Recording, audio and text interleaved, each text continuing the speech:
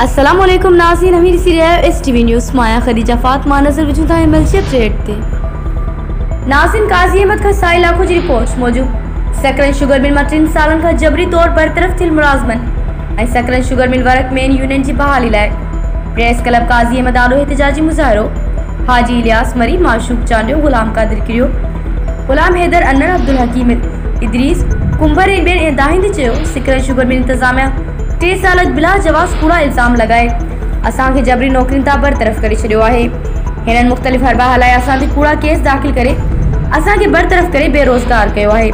हिननि वधीक चयो त असां मजबूरन एहतिजाज करे रहिया आहियूं छो जो असांजा बच्चा बुखनि ते वेठल आहिनि। हिननि वसवारनि खे अपील कंदे चयो त असांखे नौकरियुनि ते बहाल पघारूं शुरू कयूं वञनि, ॿी सूरत में एहतिजाज जारी रहंदो।